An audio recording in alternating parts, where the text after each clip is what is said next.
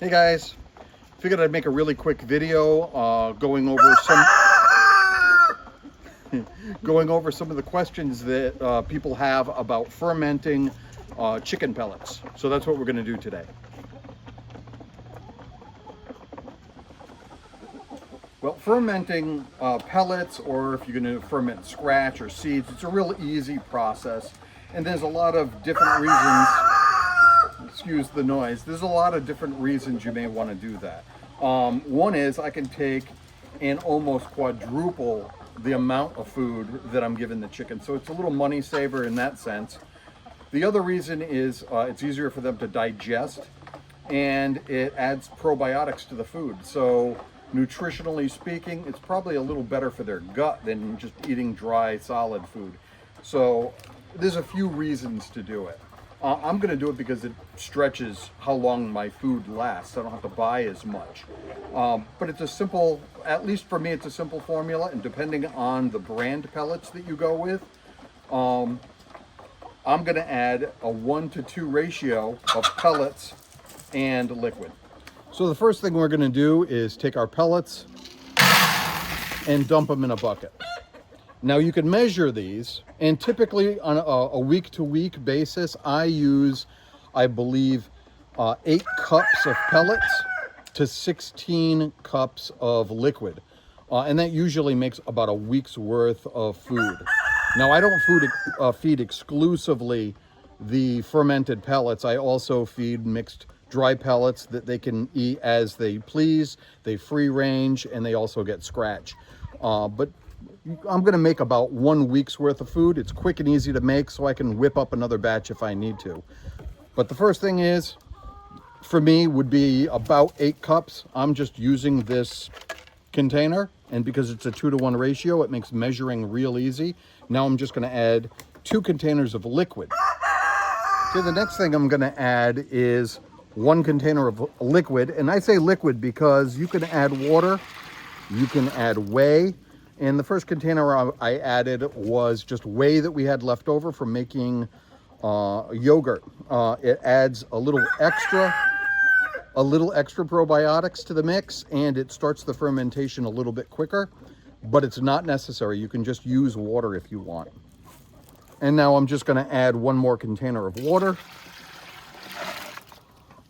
And if you don't have whey and you want to boost things and get things going a little quicker, you can add a little bit of apple cider vinegar with mother.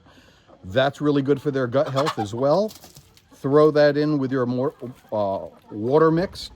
And now I'm just going to stir it up. I like to use a perforated spoon or a perforated ladle. If you don't have something like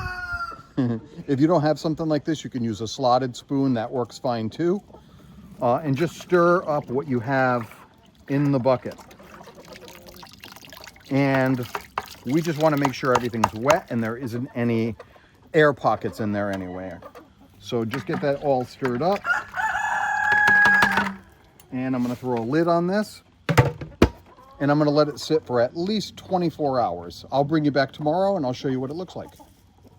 Well, it's the next day, and as you can see, our mash is ready to go. It's starting to bubble a little bit, and you'll see over time as the days go, it'll start bubbling more and more, and that's just the fermentation process, and that's good. As long as it has a sweet smell to it, and it doesn't smell rancid or like it's starting to putrefy, you're fine. Usually as bird food, whether you're using seed or pellets, as it ferments, it's going to have kind of a sweet, pleasant smell to it. So I believe we added 8 cups of pellets and 16 cups of liquid. So that's a half gallon. What we ended up with is the equivalent of 1 gallon. It's swelled up and inflated, so we've doubled the amount of pellets that we have in here. And like I said, that's a good measure per dozen birds. If you've got 2 dozen birds, double the batch, 3 dozen, triple the batch, and just go from there. And what we're going to do is, the reason I use a slotted or perforated spoon is it makes it easy to serve it up. I'm just gonna scoop it in. And although it's wet, the spoon allows the majority of the liquid to drain from the bottom. So I'm just gonna put maybe 4 scoops in here for the girls and the boys, whoever gets to it first. And I'll put this out in the run with them, and we'll see how much they like it.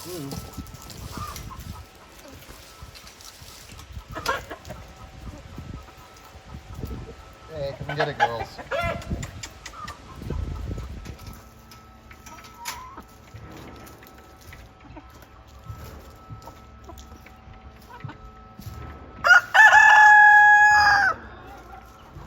As you can see, they seem to like it.